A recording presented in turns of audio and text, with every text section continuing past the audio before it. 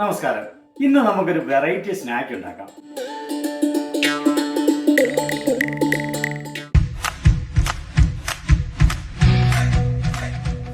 ആദ്യം നമുക്ക് ഇതിന്റെ പേരിടൽ കർമ്മം നിർവഹിക്കാം.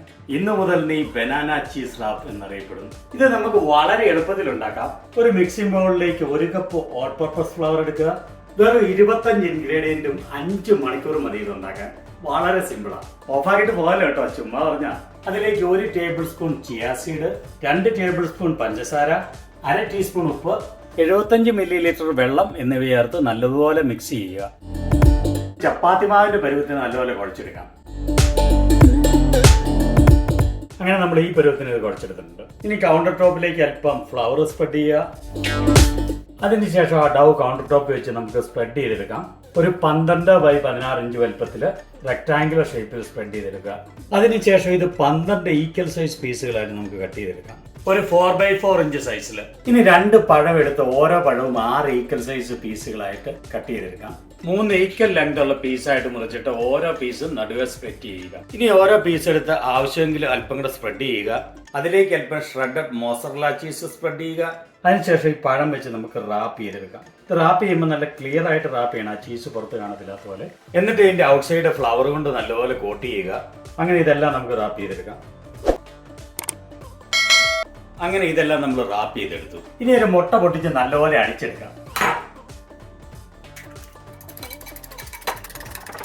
ഒരു പ്ലേറ്റിൽ അല്പം ബ്രെഡ് ക്രംസ് എടുക്കുക.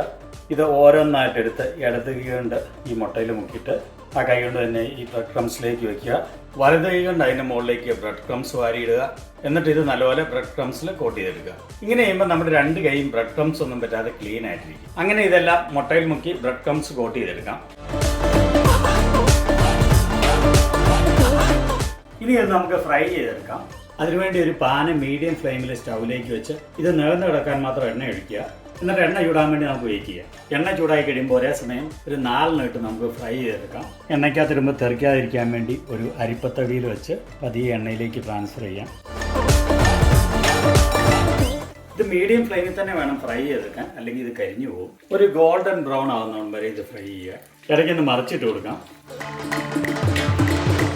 എന്നിട്ട് ഇതുപോലെ ഒരു ഗോൾഡൻ ബ്രൗൺ ആകുമ്പോഴത്തേനും ഇത് കോരി മാറ്റാം.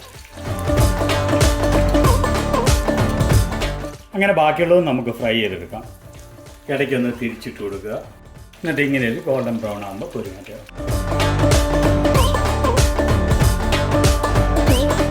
പുറം നല്ല ക്രിസ്പിയും ഉള്ളു നല്ല സോഫ്റ്റ് ആൻഡ് ചീസിയുമായ ബനാന ചീസ് റാപ്പ് ഇവിടെ റെഡിയായി. സമയം കിട്ടുമ്പോൾ ഇതൊന്ന് ട്രൈ ചെയ്യണേ. പിന്നെ ഒരു ലൈക്കും ഷെയറും കമൻറ്റും. Thank you.